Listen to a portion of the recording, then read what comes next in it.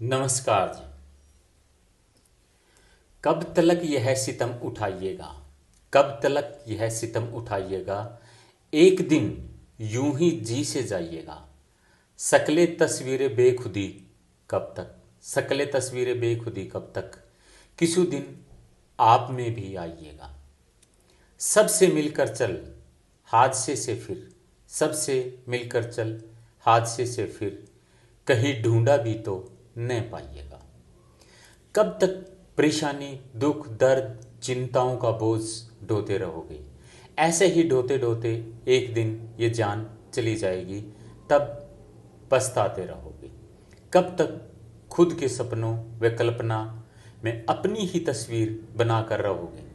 आत्मविस्मृति की तस्वीर को खुद को होना कब तक मानते रहोगे। कभी आप अपने अंदर आकर खुद को भी जान लीजिएगा, जो आप वास्तव में हो, जो आपकी सच्चाई बिना किसी आपकी विस्मृति, आपकी अपनी स्वयं की कल्पना के है।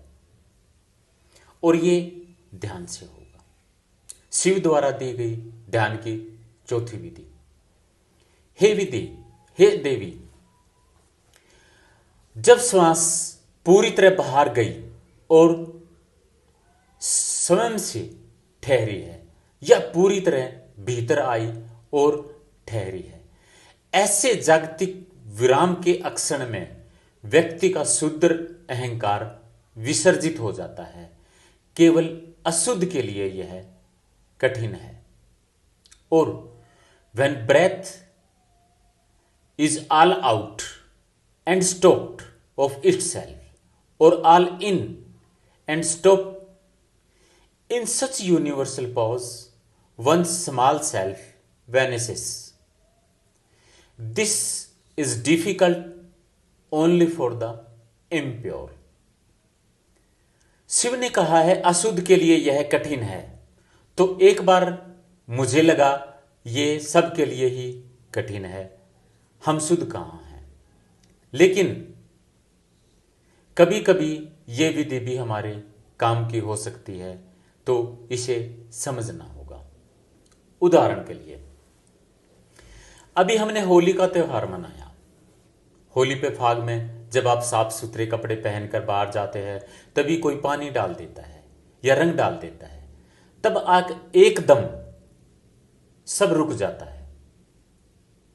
हमें समझ नहीं आता, क्योंकि उस घटना के लिए हमारी बुद्धि तैयार नहीं थी।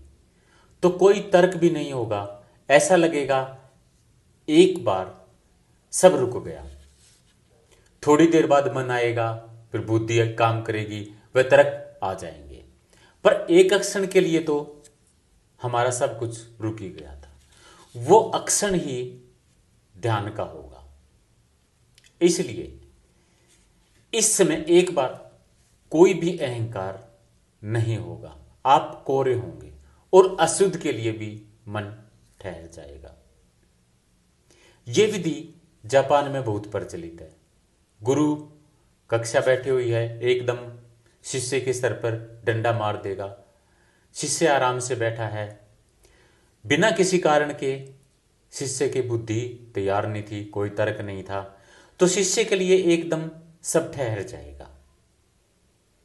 ये उसके लिए ध्यान जैसी स्थिति होगी, क्योंकि उसका मन ठहर जाएगा। इसलिए जापान में गुरु इस विधि का शिष्यों के ऊपर प्रयोग करते हैं। पहले हमारे यहाँ भी स्कूलों में इस तरह के प्रयोग होते रहे हैं। अगर गुरु ये डंडा शिष्य के सिर पर किसी कारण से मारता, तो उस समय पर शिष्य की बुद्धि भी काम कर रही होती और उसका मन भी होता, तब बुद्धि अपने आप को तैयार कर लेती। लेकिन बिना किसी कारण के एकदम मन रुक जाएगा, बुद्धि भी रुक जाएगी और ध्यान जैसी स्थिति होगी।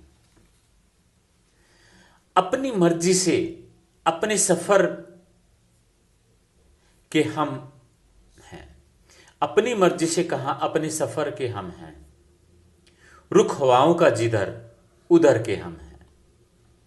शिव स्वयं इस विधि के बेजोड़ विशेषज्ञ थे। जब शिव बारात लेकर देवी को ब्याहने गए, तब उनकी बारात में उनके गण, भूत प्रेत, वो स्वयं भी एक हिप्पी की तरह गए थे।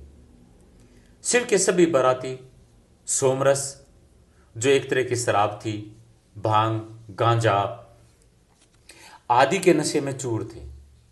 सभी ने पूरे नगर में भयंकर शोर मचा रखा था।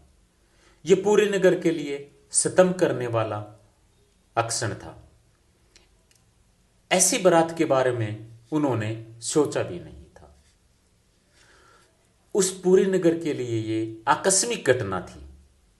निसंदेह इस आकस्मिक घटना की वजह से पूरे नगर ने विराम का अनुभव किया होगा और वो पूरे नगर के लिए एक ध्यान की दशा होगी।